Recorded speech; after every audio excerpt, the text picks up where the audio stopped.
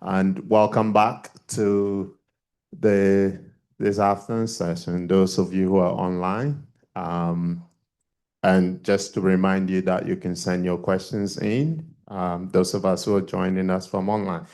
So without much ado, I'm going to introduce a wonderful panel here. I'm just going to introduce them by their first names, and they will give us a detailed introduction of themselves. They're going to be speaking to us about culturally informed economic markets for biodiversity and well-being.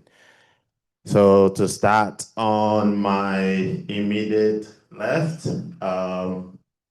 we've got Leah, got Cass, and we've got Sean. So over to you. Go, Sean, you do it.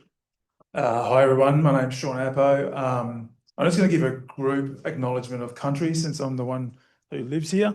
So I want to acknowledge and pay my respects to the Gadigal elders and the Eora elders and ancestors. I've lived and worked all around the Eora Nation, so the 29 clans of the Eora Nation for 30-something years now. So I thank them for allowing me to be on their country and live and work here, and pay my respects to their elders and ancestors. So I'm currently working with the Aboriginal Carbon Foundation. I've been there for 4 years. I don't have a background in environmental science or environmental markets at all. My major background, I would say, would be in public health. I worked in public health for probably nearly 20 years. What I learned through public health, I've been trying to implement in my roles through the Aboriginal Carbon Foundation, and that's really informed by a lot of growing up. So I grew up in Queensland. I'm a descendant of the Cubby Cubby and Birragubba people on the Queensland coast. And what I saw growing up, I see in a lot of other communities still to this day, and that's where a lot of people don't have opportunities to live on country and work on country and earn dignified livings on country, and that flows into the social determinants of health, which flows into a whole range of other social issues in communities, as well as health issues. And we probably all have the experience of elders and knowledge holders in our communities developing chronic diseases and passing away way too early. So, you know, we don't really get the opportunity to learn from them in their most productive leadership years, unfortunately. So the work we've been doing the work of the Aboriginal Carbon Foundation really is to support Aboriginal traditional owners on their country to develop revenue streams that have previously been unavailable to them. And that's mainly, so far, it's been through the carbon market, but there are new biodiversity and nature repair markets coming online, and there are other potential markets that we're investigating as well through things like cultural fire practice and using that as a risk reduction and bushfire mitigation tool. So we're really trying to explore new ways and new opportunities for Indigenous people to use their knowledge to gain some of those revenue streams on country. So we'll talk about that a lot more as we get into this session. But yeah, as I said, public health has been probably the longest career that I've had to date. Studied a Master's of Public Health way back. Also did a MBA in entrepreneurship, or studied an MBA in entrepreneurship probably about 10 years ago now. At that time, Elon Musk was kind of the poster boy in entrepreneurship, and we've seen that flip recently. But, you know, there's a lot of lessons in that I see Indigenous people in a whole range of communities globally. They already have some of those skills about being able to use their everyday environments to create value. And at the moment for us, I think value is really tied up in money. And I think we need to learn from Indigenous people around what value creation really is in a lot of community context. We'll get into that later, so I'll pass on to Cass to introduce herself. Afternoon, everyone. My name's Cass Hunter. Where I'm from is about 4 hours north of Cairns, up at Bloomfield. Also, my grandmother is from Mobiag in the Torres Strait. Currently working for NAILSMA, which is Northern Australia Indigenous Land and Sea Management Alliance. I've been with NAILSMA for about 6 months. Before that, I worked for CSIRO on and off for over 25 years. I worked in the space around coastal Indigenous livelihoods. And also, I'm really interested in the space around partnerships with the industry, around what does actual agreement making look like and how groups can really come to the table around co-benefits and also getting, I suppose, their insights and aspirations on the table. Another concept too is around cultural license to operate. And in this space, when we work with different industries and in the economic space, we really need to uplift skills around what corporate responsibility looks like when they partner with Indigenous groups and how they make sure that there's benefits in that negotiation process. So my current role with NAILSMA is working around the nature repair market and the biodiversity methods. And what's really exciting about that is really advancing Indigenous-led thinking and methods and practices about not only the methods, but how we influence the market.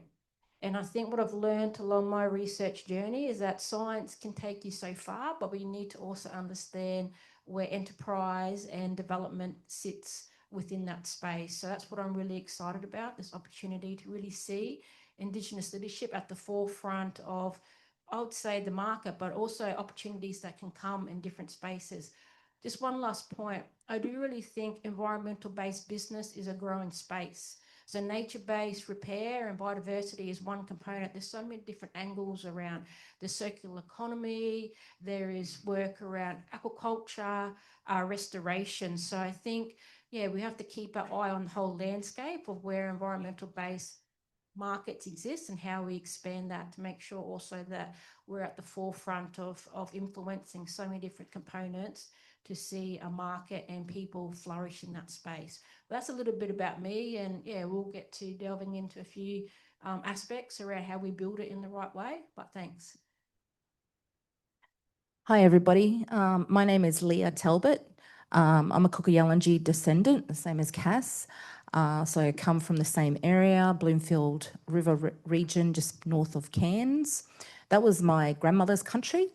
So my grandmother was part of that stolen generation that was taken off country and moved down to Palm Island, which is a small island just off of Townsville.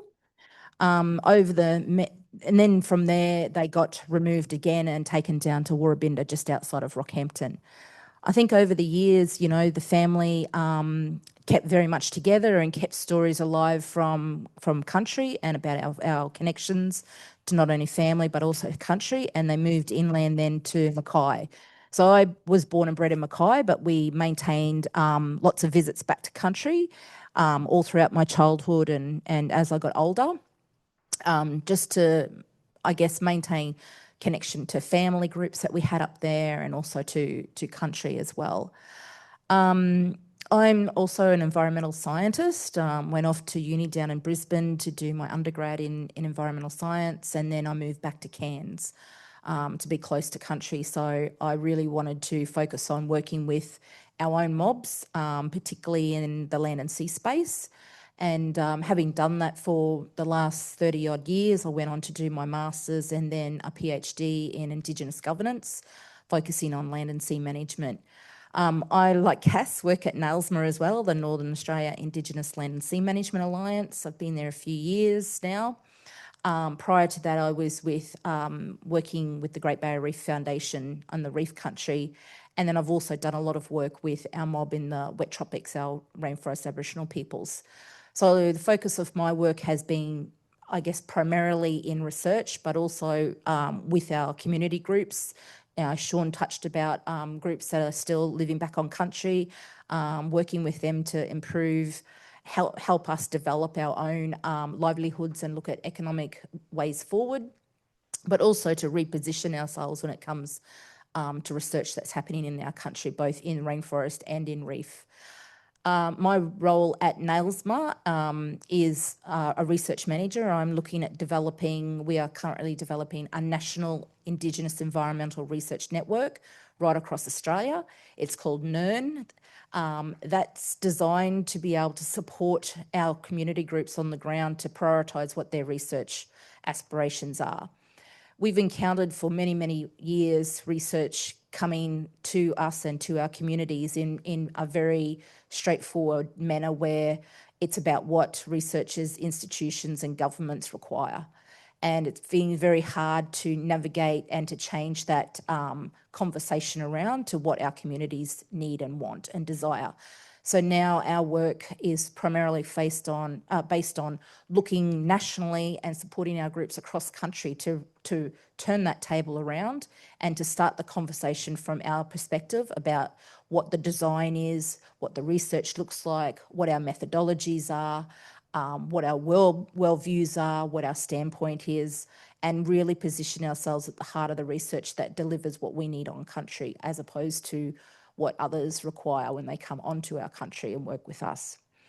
So I've been also touching base with some of the nature repair and Indigenous cultural and economic market work that we collaboratively do as organisations. And I think Sean's going to talk a little bit more about that relationship at the organisational level. And I suppose I collaborate with Cass internally and NAILSMA in that space by bringing that Indigenous methodologies and Indigenous governance to that work that we're trying to develop for environmental and cultural market space. But we're going to get right into that now after we've all introduced ourselves and gave you a bit of a taste of where we all come from, but also how we're connected. We have very strong connections to each other, and I'll pass back to Sean about talking about that organisational structure first. Thanks. Leah and Cass are also very modest. They're both doctors, they've both done PhDs, they're real experts in their fields, and it's a real privilege to be up here talking with them today and working with them as well in our collaboration. So we have partnered with NAILSMA. NAILSMA is the sort of managing partner in our collaboration. So there's NAILSMA, the Aboriginal Carbon Foundation, the Kimberley Land Council and the Indigenous Desert Alliance have come together as a governance structure to manage and implement a project called the Indigenous Country and Biodiversity Alliance. And it's very groundbreaking. So NAILSMA secured private funding, a multi-million-dollar philanthropic investment into this project to investigate the effects of Indigenous land management practices in sustaining and maintaining biodiversity in different landscapes. So if you think about where those organisations are, so NAILSMA's based in Darwin but has a footprint that goes right across the top of the country. Kimberley Land Council is in that northwestern sort of corner, that massive part of the country that covers that whole northwest area. The Indigenous Desert Alliance is Northern Territory, but sort of goes into a bit of Queensland and Western Australia as well, so that sort of big central area. The Aboriginal Carbon Foundation, we work in a lot of different places, but our project is based in the Bega Valley here in New South Wales, down the southeast corner. So they're very different ecosystems. We're using different knowledge bases, so I don't know if everyone's seen the Indigenous map of Australia, but the different colours across it sort of detail the individual Indigenous nations that make up this country. So there's over 300 different nations, so we're a really diverse people. We all lumped in as Indigenous and Torres Strait Islander from time to time, but you can see us all here. We all look very, very different, and Indigenous people across the country look very, very different. We've got different cultures, we've got different knowledges, we've got different systems, we've got different totems, different seasonal calendars. So for instance, around here, there's 6 seasons in the local calendar. If you go over to the Kimberley, it's like 3. I think the most I've heard of is 7 and the least is 2. So really sort of disparate ecosystems that we're trying to implement specific place-based knowledges into to test whether those Indigenous land management practices can actually sustain and maintain biodiversity, and in some instances bring back biodiversity that's been lost. That's certainly what we're doing down in the Bega Valley. So if you consider that area in 2019, 2020, the Black Summer bushfires went right through there. There's been countless bushfires that have gone through that area since colonisation. And that landscape has really, really changed. So the more you understand about Indigenous knowledges, particularly Indigenous ecological knowledge, is that fire is a really critical tool for managing landscapes. And there's a lot of reasons for that. But one is that it maintains the ecosystem diversity. So if you have different types of fires operating in different ecosystems, they're designed to maintain that ecosystem. And if you have one kind of fire that sort of dominates the landscape, it changes those landscapes. So you have hot fire-loving plants that want to dominate in those areas. So the biodiversity in those regions has really changed over the last 200 to 250 years. So what we're testing is what kind of impact does an Indigenous-based fire regime have in maintaining those landscapes, not just at a plant-based level, but at a animal level as well. It's really interesting. It's really different from a lot of the other projects because there is a bit of urban fringe around those areas as well. So it's a mix of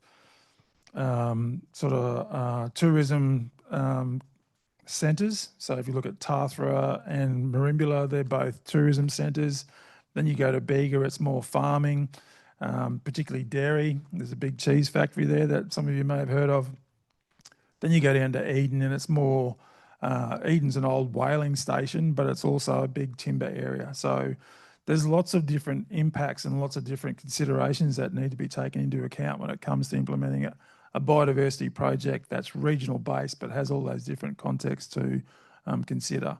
And that interface between urban fringes and Indigenous land management is something that's going to be really relevant to a whole range of other places across the country as well. So we have been implementing the project for 12 months now, and mostly it's been around negotiating with the local Aboriginal Land Council. So they're the local organisation that we're working through to implement the project, getting them up to speed with what we're actually trying to do, looking at their resourcing levels and where we can support them and also build their capacity to be able to collect data and implement that, that specific project. And we're at the point where we're about to do some baseline data collection, which is really exciting because there's been a lot of conversations and a lot of theoretical context to try and get the local community to understand about what we're trying to do. And I guess the other really important part of ICBA from that project implementation point of view is looking at the actual costs. So when we talk a little bit more about markets later on, markets, they tend to value the commodity based on what someone's willing to pay for it. And that's one way to do it. The other way to do it is to look at what it actually costs. So you've got a realistic understanding about what those commodities cost to actually develop. So that's the way that we're looking at it. We're looking at it from the ground up. How much does it cost to do this work? What does the work look like? How can we transfer the knowledge of what's happened to that in that project to the buyer so that they see that value?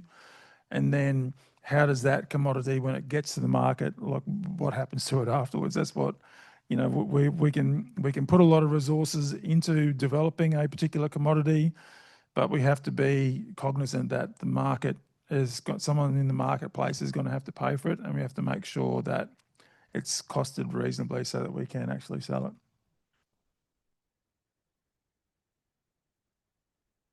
Thank you very much to that in-depth introductory remarks.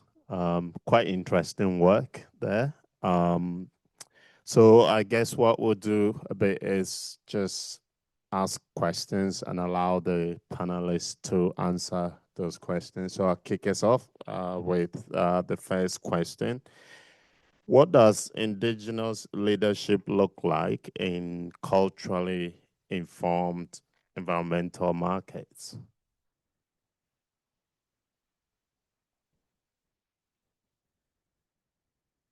So that one is a pretty big question, but I think we just probably need to cut to the chase straight up to say when we talk about markets, I think we really need to reinvent the machinery of profit.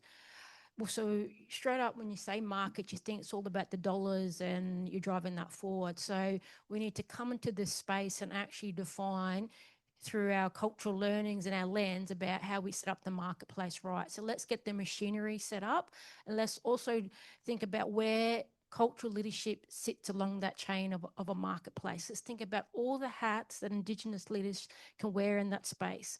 So I'm just going to talk about some hats.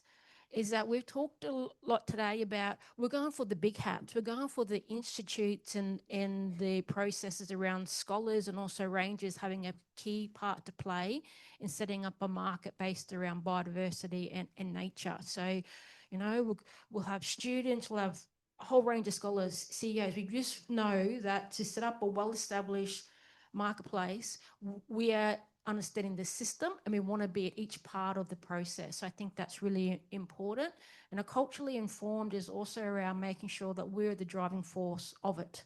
So we're going to build the wind and the momentum forward that our learnings are going to be informing all the different cogs and the wheels that spin it right. So, but the main thing from the very beginning is that we've got to look at the machinery first about how a market is often driven. Often it is that. And you talked about, hey, the value. So let's flip that a little bit and get it right for what we want to set up a market for what traditional owners, and go for that bigger piece. And hopefully the market has a stronger foundation for where we want it to track. So if we don't do that, the direction we want to go is not the goalpost we want to set up to begin with. So that's why I think we tackle the cogs first and put our different hats on along the chain, and we build it the right way. When I think about Indigenous leadership, when it comes to culturally informed environmental markets, I think very much about our Indigenous leadership as the cultural integrity component, you know, and it's the cultural guidance or the cultural authority that sits behind these markets, that sit behind the different cogs that Cass is talking about. There's a machine out there that we need to build to enable, you know, the market to, well, it's about adapting that market. It's about changing that market to what our needs are. And as we build that market for commodities and values of commodities that we have on country and with our communities, it's about ensuring that the cultural authority remains. Now, Sean talked about our leadership group in terms of those organisations, and it's very clear through our governance models that we have a real clear authority. These are Indigenous members that are I guess, you know, the organisations have quite reputable organisations. They've done a lot of work in this space. They're very robust. They've earned their stripes basically, and the heads of our organisations are very reputable Indigenous people as well. So it's about maintaining our Indigenous leadership, respecting and providing that space for our leadership to maintain cultural integrity and ensure that cultural integrity not only sits at that leadership space, but also sits at the ground space that, you know, Sean talked about his example that Aboriginal Carbon Foundation are working with. You know, we have to have our cultural robustness that goes through right down to the ground level. So for me, for the Indigenous leadership, you know, it is very much about governance. It's very much about the maintaining that leadership and the cultural authority that sits behind building this machine. I think what I would add about Indigenous leadership is implementing projects with communities to get outcomes that are important to communities. So it's at that sort of high level governance structure, but also on the ground with communities. So my colleague Lisa, along with some other people, developed a framework that we use called the Core Benefits Verification Framework. If you think about environmental commodities, so I'll take carbon for instance. In the marketplace, the commodity is given the highest priority, and then in the way that the Australian market talks about carbon anyway, is you get carbon with co-benefits.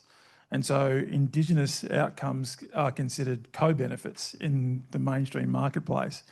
the language we use is around core benefits. So to the people who are implementing those projects, those social, cultural and environmental outcomes, they're the most important things about implementing that project.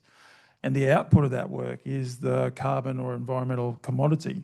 So it's more of a people-centred model. And in that way, you know, we're able to ensure that the aspirations of the local community who are involved in those projects are kind of front and centre. And then when it comes to selling that commodity, we're able to price set. So when it comes to interacting with the market, we go, okay, well, we know what the carbon's worth because the market says it's worth this. And because we've got all these other core benefits that the community wanted, now we can say, we can do the translation piece and translate those core benefits into UN SDG outcomes, for instance. And so that adds extra value to that carbon commodity because a corporate buyer will go, okay, we've got our sustainability targets that we need to meet, and that's where we need to buy the carbon credits. But we also have things like reconciliation action plans. We're also signed up to the UN Sustainable Development Goals. So we will pay that extra because you're helping us to satisfy all that as well. So that, I think, is a really good example of Indigenous leadership. We're able to set our own course with those communities about working out what their priorities are. And then we do the work to make sure that we can justify that extra price that we're charging our buyers. Thank you. Oh, thank you very much. I suppose there might be some barriers to, you know, developing that kind of leadership in a market space like that. I'm wondering if you could please speak to us a bit about some of those barriers, particularly are there any institutional barriers? And if yes, what are these barriers and how do they make it difficult to develop the sort of leadership that you've just spoken about? I think one of the big institutional barriers is this time, is that institutionals want quick wins. They want to go fast when really what we need is patience. Patience for the institutes to know that it takes time, as you talk about, the culture governance, it takes time to build the relationships, it takes time to work through the core. But I think they're in such a rush that they want to get to the end line without actually having the foundations. Also, I think institutional barriers are based around this. So once they get their head around patience, do they have the backbone to be locked in to go the distance of when you're going to hit bumps and you're going to have tricky conversations? Where is the backbone for institutes to go, we need to ride this out, we need to sit, we need to discuss, we need to map, we need to talk. What I think, again, is probably a missing backbone. And you'll say, well, how do institutes get that? They get that by hard roads. They learn that. You can't, that's not a manual. You got to earn that backbone to be able to be locked in. Also, I think institutes probably lack the understanding of what Sean just talked about that core benefits, for them to understand what a premium product looks like that's Indigenous led. I think they'll question that. They say, why am I paying extra? What is this core? So I think we need to educate them on certain components, and we talk about, I think it's very important with that core. But I think if they don't understand this premium price and what we're bringing to the table, we're probably going to take a backward step. So we really need to equip institutes to understand about being locked in, go on the course and understanding what it's all about when we talk about cultural values, our frameworks, our cultural integrity. Because if we don't get that, we're not on the right path there. So that's how I think, some of the barriers institutes need to work through. My views around institutional barriers, I think institutionally, I think it can be also process, but it's also policy. Policy is, for our mob, I think, quite a barrier when it comes to institutional. And I've got a couple examples, like, Sean's talked about our collective work together, our project under ICBA, and that comes under the new Nature Repair Act. Now, the Nature Repair Act, there's one aspect in there that, we all love dearly. It's a compulsory, you must consult, with your Indigenous landowners. But hey, there's nothing in there to say how to. There's nothing in there to say how you resource that Indigenous community to be consulted. And there's nothing in there to say how that Indigenous community wish to be consulted. So I think these are examples of policy where it comes into being institutional barriers. There's a lot of things that we've talked about here. I just go back to Indigenous governance, particularly, that's never recognised. It's in my PhD, I talk about it being an invisible aspect to the wider government. We have what we call constitutional governance, which is your white fella governance. It's all the legal aspects, it's all your organisational, your corporation. But then we have cultural governance. That's the bit that's often invisible. That's the bit that's not seen, and that's the bit that's not resourced. So when we think about institutional barriers, it's really about changing the system. And our three ladies in the plenary, talked about it this morning, and we're lucky to have one of them with us now, and they really had strong messages about, changing the system, giving the power back to community and letting them decide on how they want to engage and how they want to be consulted. And there was a comment about, making it from a transactional change into a transitional change, changing that system, the systems change and the theories change, where Aboriginal people or Indigenous people can actually start setting that bar on where we want to be seen and how we want to be engaged. So I think, institutional barriers have a wide range, and I'm particularly focused, on the policy, but also on where research plays a role here. Research can absolutely play a role in trying to put forward the robustness and put forward the methodologies that we develop and the Indigenous worldviews, but it's those who are out there, the institutions, that actually need to have a complete systems change, turn it on their head, and really start from having the viewpoints come from mob on the grounds. For me, some of the institutional barriers around the situation where the Indigenous estate in Australia is about 57% of the Australian landmass. So that's where the Indigenous estate is, where Indigenous people have registered interest over that land. And when you consider, I talk a lot about carbon, I don't mean to, but it's the only example that we really have.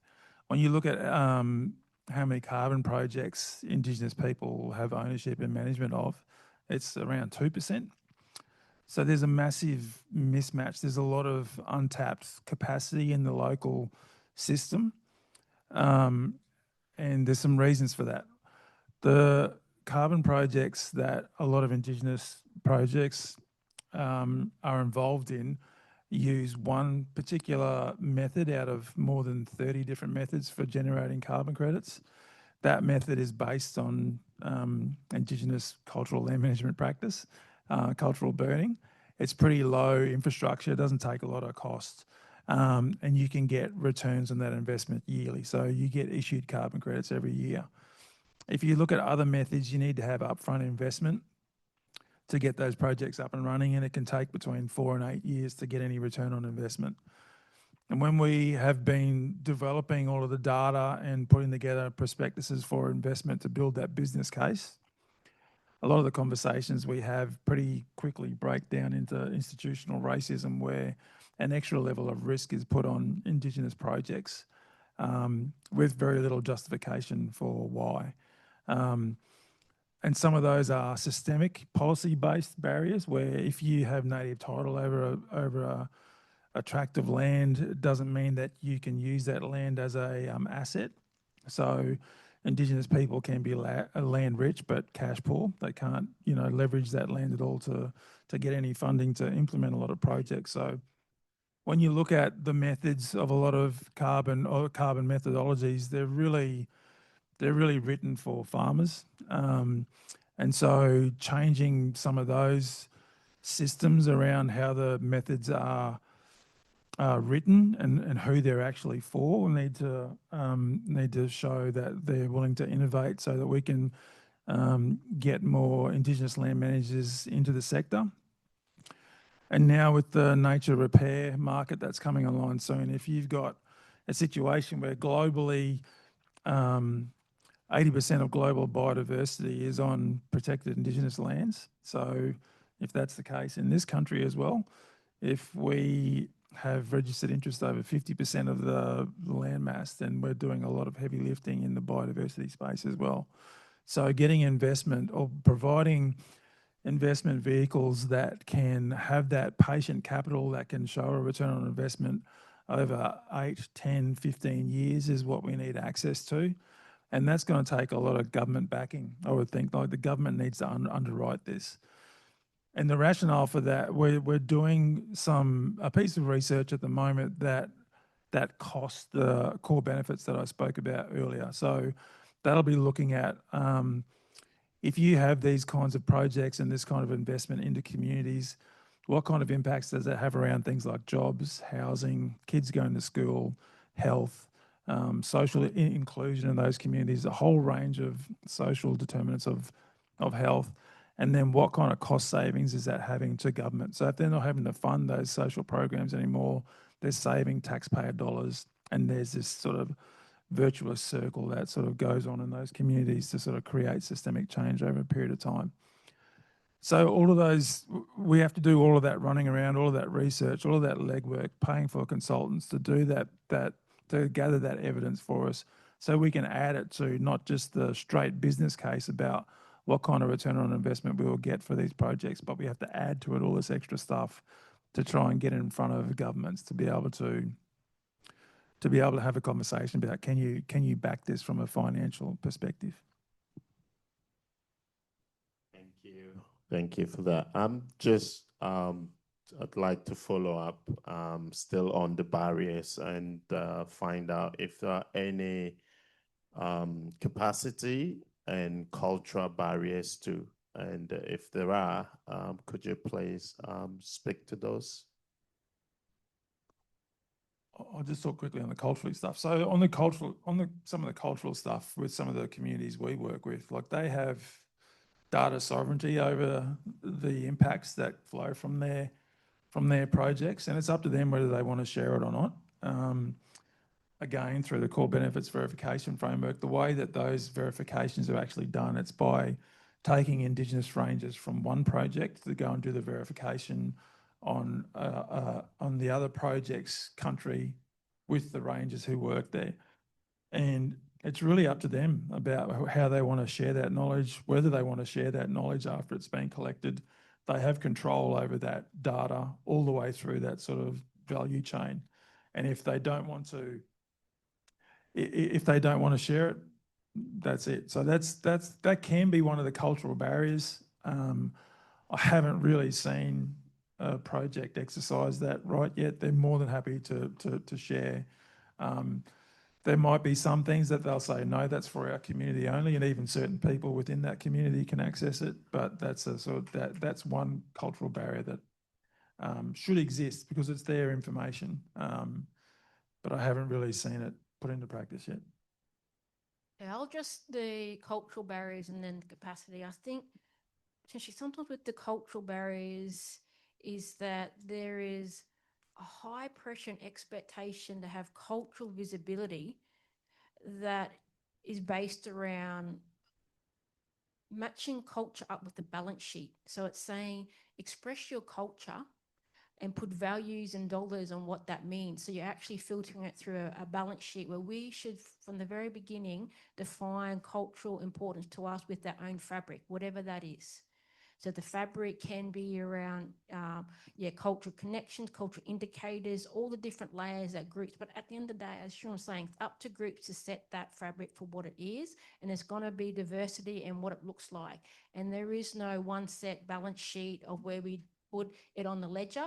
We define what it means without it being like that. And I think it's really important. I think with cultural barriers too, is that there's still some shackles around it. There's still some watering down of our cultural rights in this space and our cultural leadership. So we really need to tackle that. And I think this comes in with probably around the capacity building, is that with capacity building, the way see it is that you've got an opportunity and you've got challenges that you want to try to build a bridge so that you can, the opportunities and challenges can be met. But I think it come up in the previous panel, there's often elephant in the room.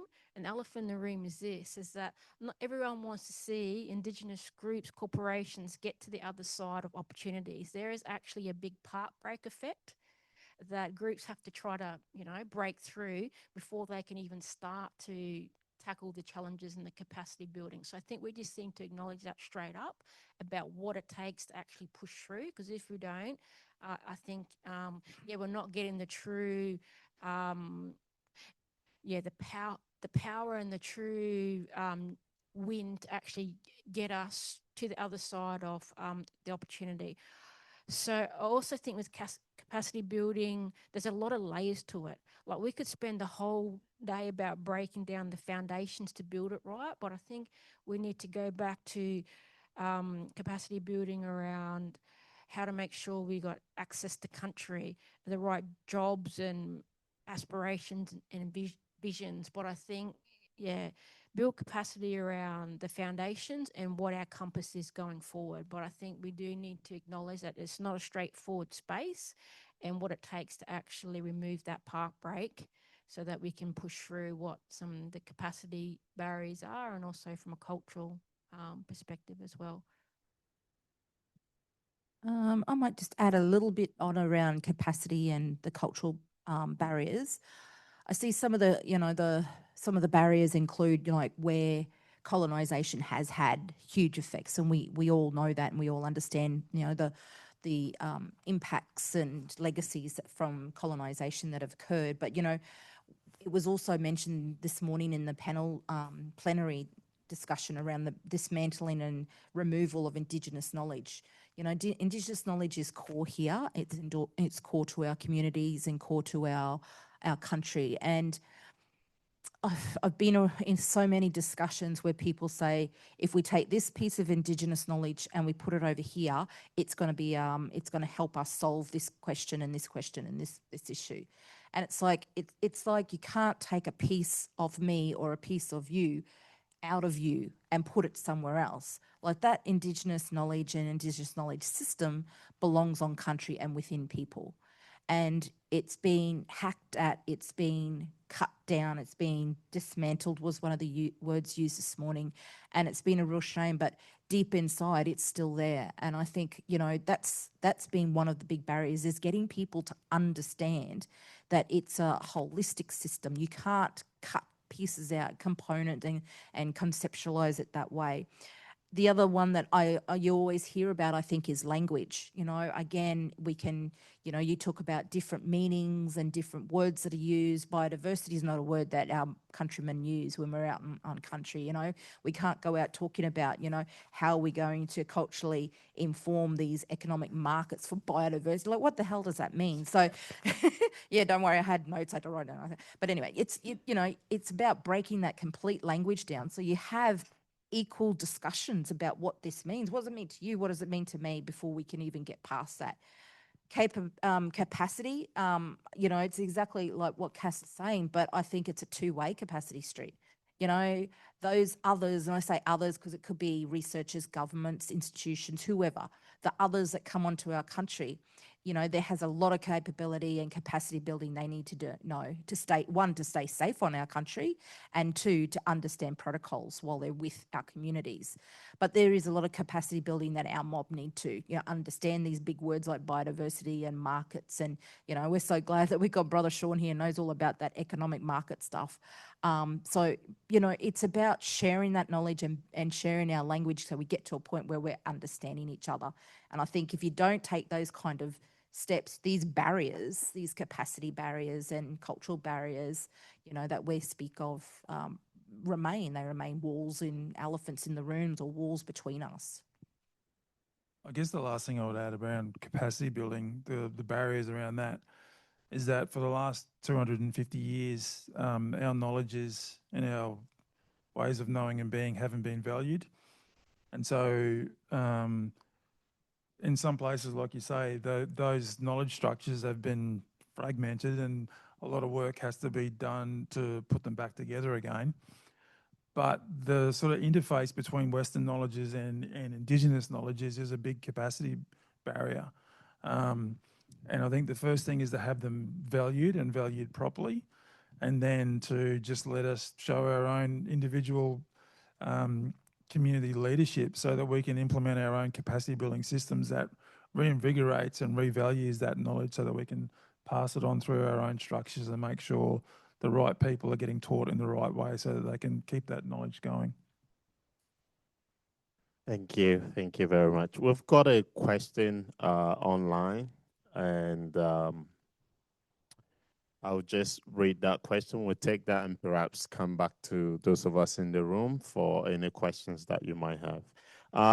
So based on Kash's description of what a good institutional relationship looks like, can any of the panel provide an example of a good working relationship in the carbon market?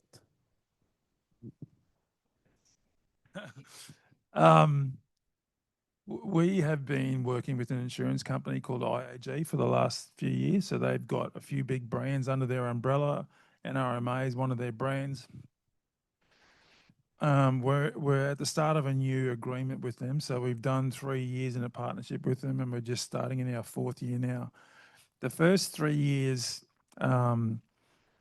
they've given us some funding, and throughout the partnership, we've just been talking with them about what we think needs to happen in the local carbon market and trying to identify some areas of mutual benefit. So we've done that over the last 3 years. Now we've identified the areas of mutual benefit, which for them, they're a big insurance company. They're really concerned about the number of environmental events that are happening, that they're having to pay out a lot. I think I heard someone say, actually, I got some figures about the 2019-2020 bushfires. During that 6-week period, after the damage that happened in that 6-week period, the insurance industry paid out $5.4 billion. And so now we're talking with them around, okay, if that's what cure looks like, if that's what fixing things up after something bad has happened, surely we should start investigating what prevention should look like, because it would cost a hell of a lot less than $5.4 billion. And then, this year we've had the LA fires happen. We've had floods, we've had cyclones, we've had any number of different impacts nationally and globally. There's floods in Texas at the moment that's, created a heap of damage and killed a heap of people. There's probably a lot of climate events that have happened in other places around the world that are not as visible. So, what kind of preventative measures can we start investigating? Let's start doing some pilot projects to see how Indigenous knowledge can be used in this risk reduction framework that there really hasn't been. And again, from my public health background, prevention has always been cheaper than cure. So that's a really good example of a relationship that was built. IAG paid to build that relationship, and now we're trying to find ways where we can be mutually beneficial from here on in.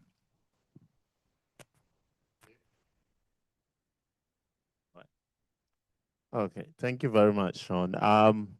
Any question from those of us in the room, or any contributions?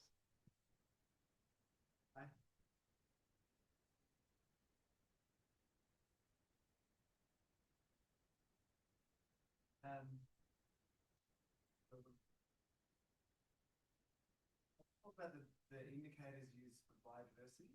Are there within the work you guys are doing? Are you using sort of different biodiversity indicators to what is used outside of sort of Indigenous knowledge systems? And in a separate conversation I've had with another Indigenous man was talking about the potential to use the totem system and to use totems as indicators of biodiversity and success. And I just wanted to check if you know anything about that or if you've seen that done. far is to pilot and work out with groups how they want to represent connections to country. So it could be through biocultural indicators, but I think, or it could be through culturally significant entities. It's up to groups to define how best they, reflect their connection to country. And also it comes into then measuring the change in biodiversity. So I don't want to prescribe a certain indicators, but I think that's the benefit of this.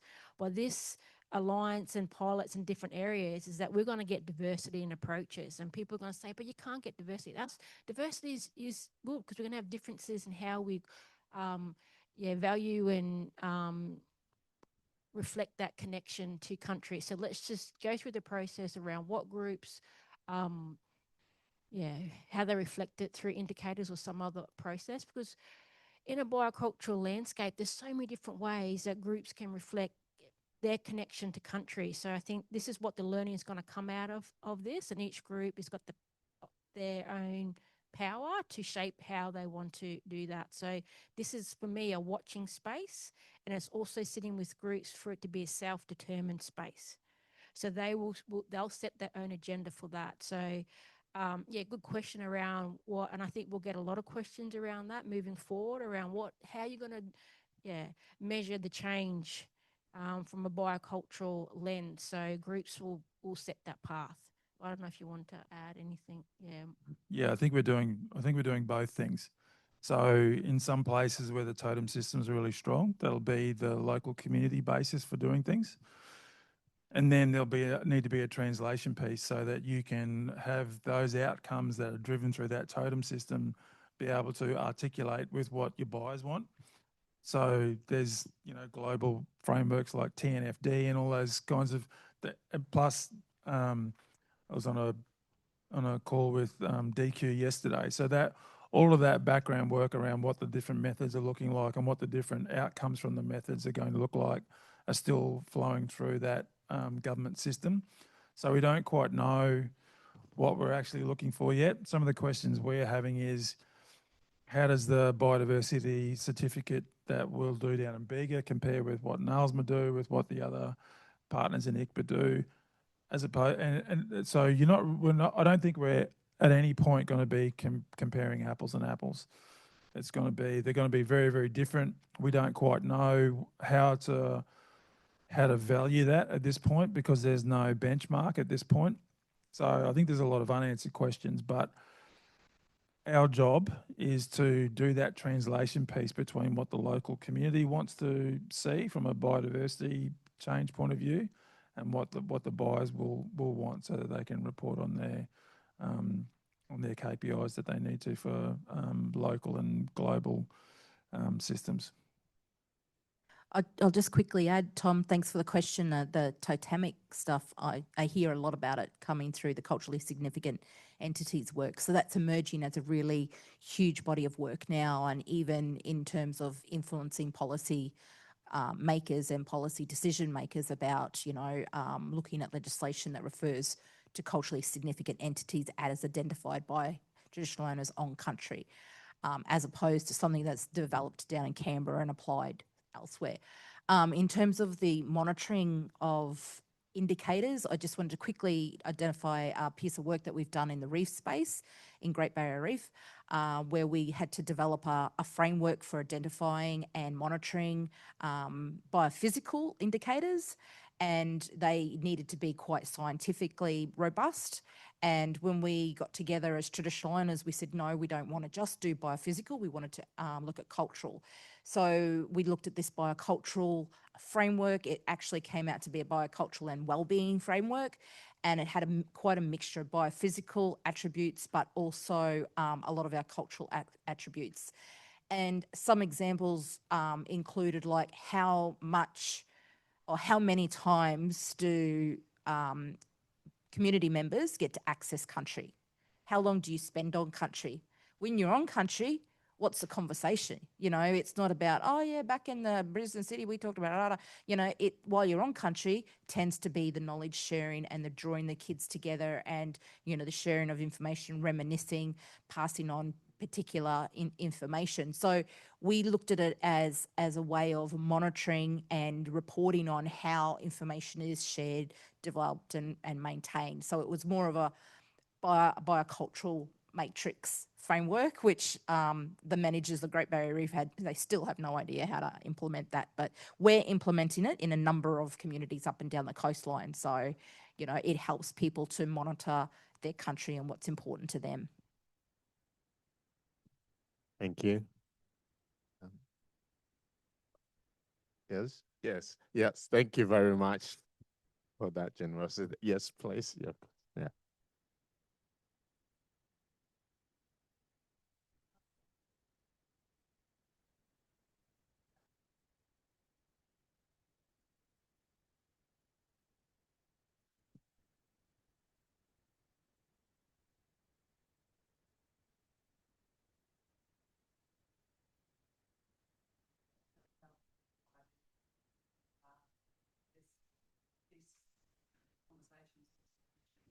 Into some simple typology that you can make, you know, so I just, the whole saying, this situation here is this one, and even if same, same context, they're going to have ways of looking at it. So never, and getting Western institutions, governments, even difficult,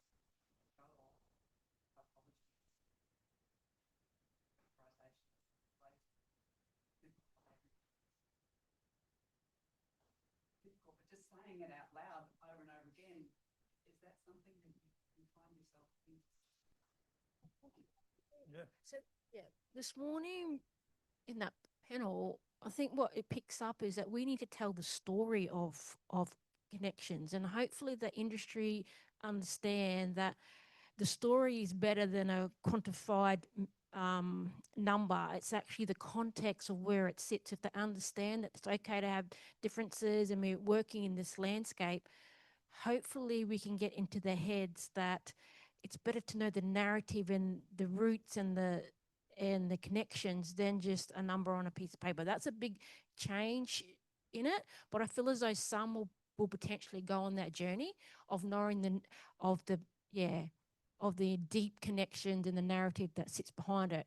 But some buyers probably don't want that. So it's about where do we start to build momentum, to explain, to put it into the story, to put it into context about what it does for well-being and flourishing of a community. And I get this, and I cut to Sean, just from other industry interactions and other spaces, is that some heads of corporations will get that and some won't, but that's okay. We've got to start somewhere, but we start from what we want to tell first, and we work with the champions that want to, and then if someone else wants a different way of capturing that, well, yeah, then we've got to ask ourselves, where do we put our eggs, in this basket or that basket?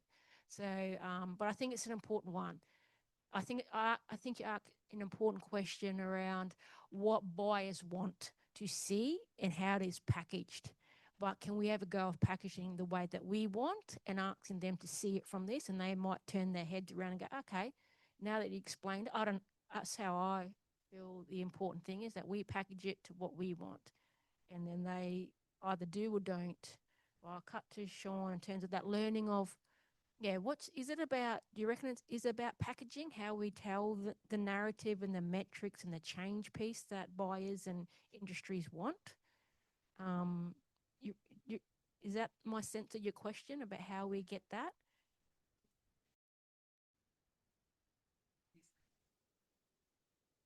Yeah.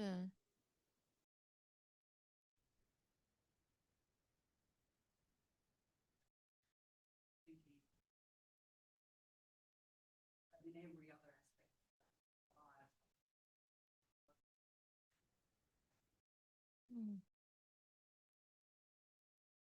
So it's kind of, but finding I think so. One last thing, it's a good way of you explaining it. They're always trying to, like you said, flatten us and to make us consistent. And so you can get consistency through other ways, consistency through the same cultural integral culture, integrity principles, that the consistency is just around the ground truthing. It's not around the consistency of having a set. So I think it could be in the principles that we explain to buyers, that we actually got these strong values that we're not going to, your confidence is we're not going to fray and flip. We're going this line. And that might be enough to go, we are principles based, but we are not, you're locking us into everything is that. I think that would be potentially one way, and buyers might get that. And I think that's where we come from a consistency and the robustness in our way, is that we're going to be consistent to our principles. I think for me, there's three things to talk about there. One is about icebergs. The second one is around the missed opportunity with Voice to Parliament referendum. And the third one is around who provides leadership in this country and whether it's corporates or governments. The iceberg thing I want to touch on is, I think through a lot of the projects that we work on and the way that we want to work is you collect all of this information, that is the whole of the iceberg, and then you might be only sharing the tip of the iceberg, but all of the iceberg is being used by communities to talk about what they're doing, to be able to maybe use that as data and evidence for reinvigorating cultural practice and cultural protocols. But you're only sharing that sort of visible piece of the iceberg because that's what you're funded for. So that's one thing. The missed opportunity around the referendum and the Voice to Parliament was that, you know, we could have had this body that would have had links with all of the different Indigenous communities around the country to be able to have all of those conversations around the iceberg. Okay, this community is collecting all of this information. They only want to share this much of it.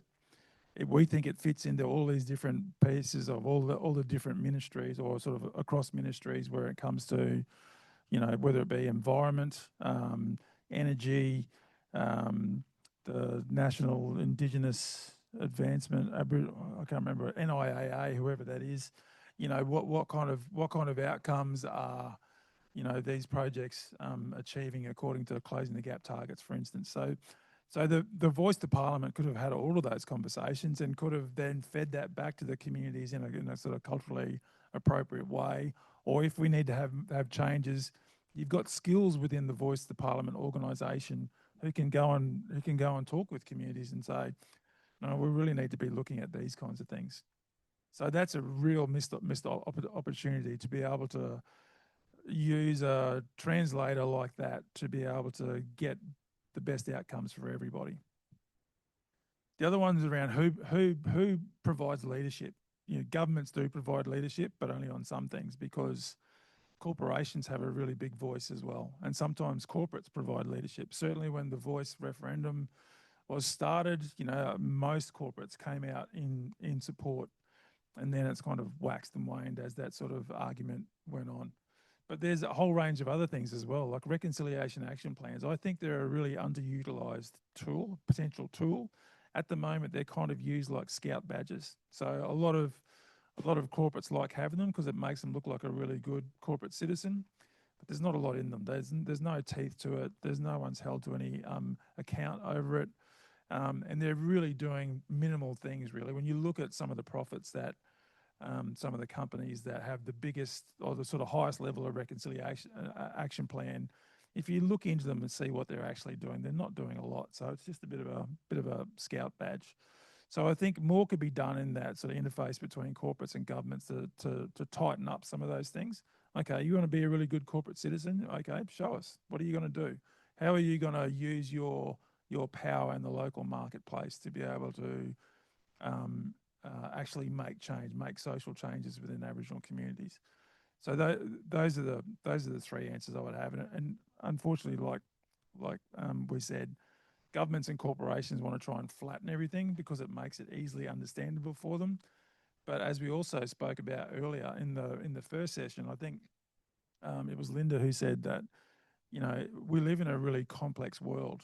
You know, we shouldn't be always trying to flatten that complexity. We would be better off by teaching people to understand it better. Thank you. Thank you very much. Any other question from the floor? Yes. One last one from you.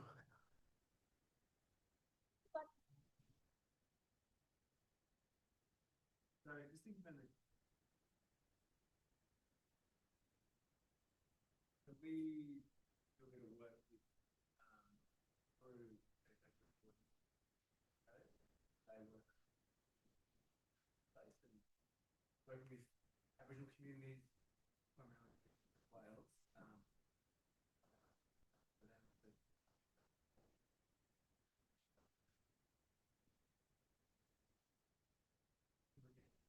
benefits.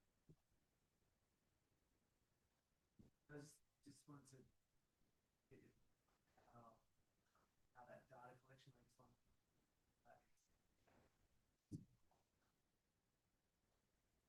So through taking data collection.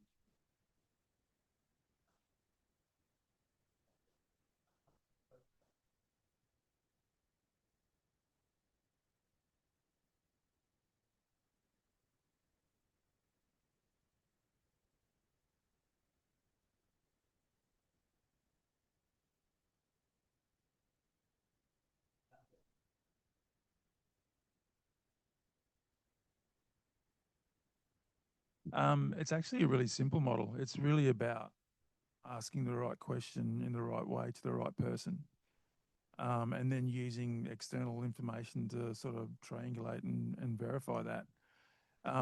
It's a retrospective tool, and it's meant to be, it is actually an Indigenous tool. So we would call it just getting blackfellas together to talk about how things are going on country. We're probably looking at making a few changes to it as well. So when we bring new projects online and we start working with those projects, we will sell their carbon credits, and then after a period of time we'll go and do that verification. What we might look to do is when we start working with those projects, we will train them on what the core benefits verification is, and we might do a sort of prospective or a sort of aspirational core benefit. So what would you like? What are your priorities for this project? What kind of changes do you think they might make over time? And then over time, after 2 or 3 years, we'll come back and do the verification to see if it actually did. And it's not in a way that will be, oh, you said you'd do this, or you said this would change, but it didn't change. It's just to measure exactly what did change. So when it comes to potentially using that system for renewable energy projects, I think it could work. It's just that the questions I would have would be like, who implemented that actual project? Like, are you doing capacity building so that the local Aboriginal community can actually install that renewable energy project and all the infrastructure around it? And then, you know, what are the flow through benefits for the community following that? Like that's the way it would work. If it's going to be, if say you're doing a big solar farm, if you're getting external contractors to come in and build it and then they go away, I don't think you're going to be having a lot to measure. Can I just build on that? Really good point. So I'd often go to the First Nations Clean Energy website to see what they've invested in and around the space of partnerships. So they've got some resources there to help unpack it. In another initiative, I work a bit in the fisheries space around industry. And, you know, we talked a lot about language in the panel this morning, is that often corporates and industry know social license to operate. The initiative that we're working on was around cultural license, but we're also saying that you don't earn the license through a transaction. It is about a relationship. So we quickly shift from what a license is. And I think it's fundamentals around the partnership, around what that looks like. And also this layer 2 is that we need to start to unpack around benefits, core benefit, but also around competitive advantage, around when you negotiate an agreement, is that the community needs to have their benefits, but we also understand that industry are going to say there can be wins for everyone if we just have the conversation. I just don't think we frame up the whole partnership talking through around what that looks like. I think we probably need to invest a little bit more in the negotiation piece around what is a right framing. There's so many different ways. We've got strong people, strong country in the reef space. We've got core benefit. We've got different pillars and practices. But I think, yeah, it is, for me anyway, fundamentally, it's about your partnership agreement and what groups are going to benefit from it. And it needs to be in a upfront way. To me, that's when the rubber hits the road. You know, we talked a little bit about debate and it's going to be tension. The tension is when two sectors come together and unpack the concept of fair. How much is the clean energy willing to put on the table to support groups with their own aspirations? I think is we could be here for another 1.5, but I think I think we need to work a bit more on that negotiation piece and partnerships and who's benefiting. We're also having a big conversation earlier about Indigenous communities. Well, certainly when I grew up, and I won't talk for you guys, but certainly when I grew up, they were communities. You know, everyone was doing something different. We had our own local barter system going where, you know, if someone was picking something, they'd pick a couple of extra buckets and you'd get a phone call, or they'd drop around and give you some, you know, watermelons or whatever it was, or someone had gone fishing and they caught a heap of mullet. You know, they'd caught more than they could eat, so they'd go and share it around to the rest of the people. So that kind of community benefit versus individual benefit is something, and it's again, it's about value. So we talked a little bit earlier about, you know, value shouldn't just be about money. How can you add value in your community, and how can you build on other people's skills in that community to be able to operate as a community again? Because I think that's been, certainly since I've grown up to be the ripe old age that I am, that's something that's certainly changed over time. And I think it's a system that a lot of Indigenous communities would like to get back to.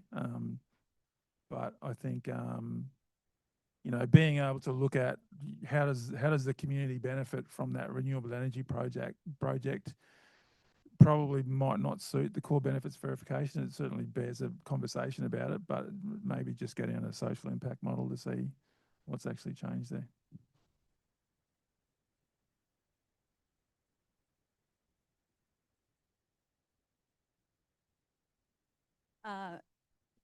You know, I think the power around agreement making often, you know, the non-Indigenous entity has a pro forma for an agreement and they have a vision of what a good agreement looks like. But I think it really needs to start the other way around. If you're working in partnership with a mob or a traditional owner group, it's like that time needs to be spent. What does good relationship look like from that lens? And, you know, it's not just a case of coming in and signing agreements and off we go, because I think, you know, the mob actually have the right to say, no, I'm not interested. You know, let's spend the time on making this relationship and what's important to us. But if you're not going to come and meet us there, then, you know, bye. Yeah. Thank you. I think I would allow one more question from you, Tom. One more question, Tom. Last one. Yeah, you're good? Okay, I'll ask just on the subject of benefits. I'm wondering if you could or speak a little bit about the benefits of active engagement on country. What would be the benefits of active engagement on country? And perhaps even if you can connect that with looking at also the advantages that culturally engaged, culturally relevant market offers everyone. Because I'm thinking sometimes just from that question, that investors are thinking, well, if we have to do it that way, what do we stand to gain? Yeah, good question. For me, active engagement in country is about working at place. It come up this morning in the conversation. Remember when talked about situational knowledge? Is that if you don't actively engage, work with people at place on country, well, then you actually your feet's not in the ground. So for me, your learnings, your lived experience, and the whole narrative of the story is basically at place. It's situated there. So I don't have much more than talking about at place, the importance of that for industry and buyers to understand what it is to, well, everything happens at place. It's where the relationships formed. It's where the work around monitoring country is. So for me, that's just a fundamental. Then it comes down to the active engagement is probably what Leah picks up on around governance and working with the right people and following the right cultural integrity and the right process. So yeah, you can be very active, but you might not be. Yeah, you can do it in a wrong way too. So I think yes, get your feet country, work with the right, but it's also around the cultural integrity that underpins that with working at place. Yep, I agree. Like place-based is the way to go, and engaging on country. And when I think about benefits, there's two benefits that really pop out of my mind initially. One is the community and country well-being. So I'll share an example with you. When we worked in the Cape, we were putting together a book about on our mob called Yalanji fire practices.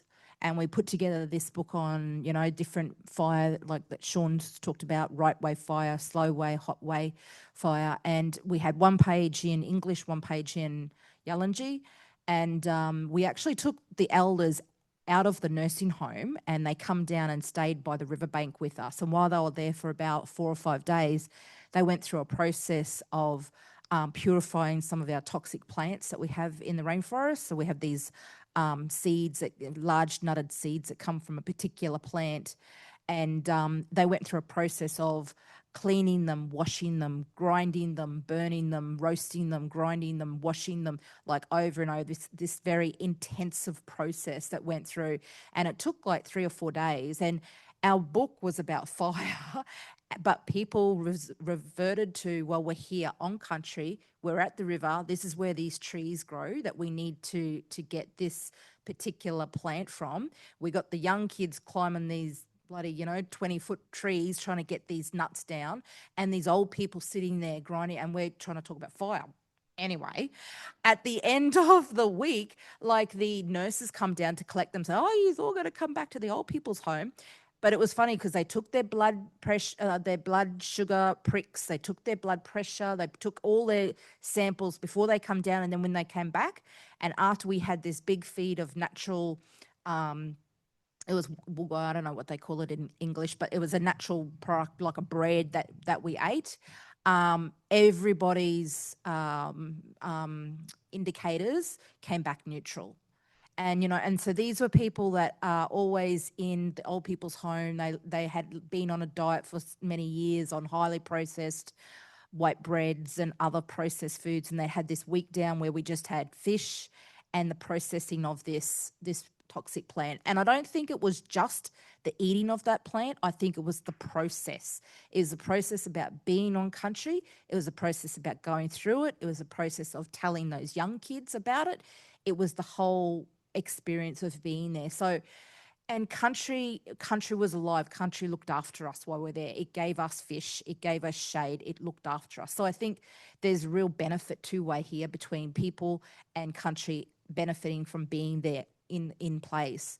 The other thing that I just wanted to touch on, I said I had two things. The other thing I wanted to touch on was when you take others there, and my form of others is others, researchers or government or whoever, I think absolutely it changes the power dynamics. Because you're in my country now, you're here in my space now, you're here with my people now, and to the others, the outsiders that come in, they do need to perform and behave and speak very differently.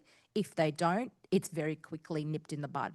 Well, I know with North Queensland, that's why we won the Origin last night, but I know that's the way we do it up there. It's very much, nipped in the bud. If you don't behave while you're on country, this is what's going to happen. So,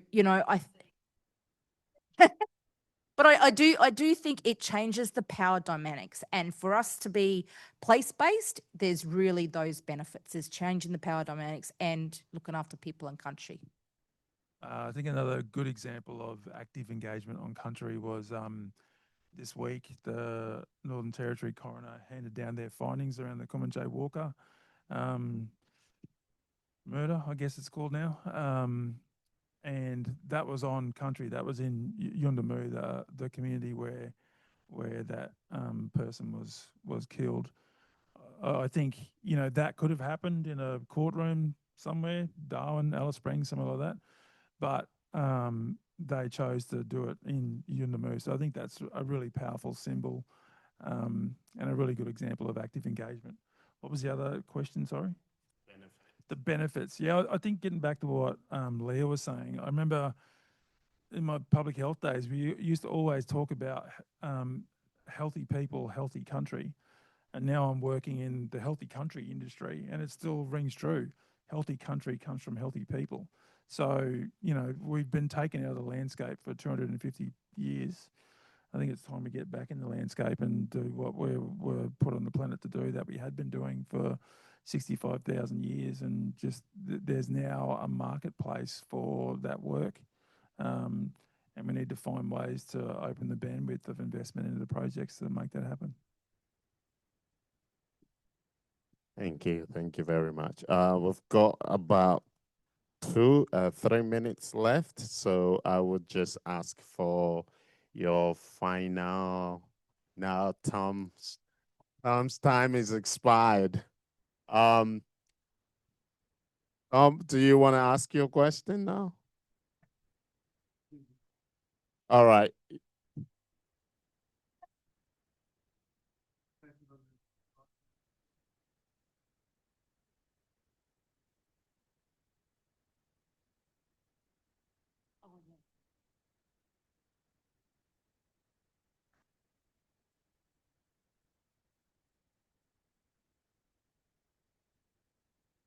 It's just, well, I wouldn't say fancy. It's a complicated term for implementing projects that support and improve biodiversity, basically.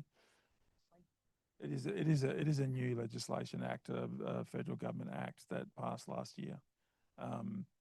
So there's going to be a market off the back of that. There was one in New South Wales. There still is one in New South Wales, but it was pretty poorly managed. And I guess, you know, that's some of the argument that's going on in the community around offsets. And this is what the biodiversity market is gonna have to get involved in as well. You know, we've all heard about greenwashing, where, you know, companies offset their bad behaviour by buying you know, commodities from good behaviour. There's potential for that to happen again in the nature repair space as well. So how we stop that, I don't know. Again, it gets back to government regulation, but that hasn't worked out so well in the 20 years of the carbon industry. And sorry, what was your first question? Yeah, so it doesn't give you any real, does it? Land park.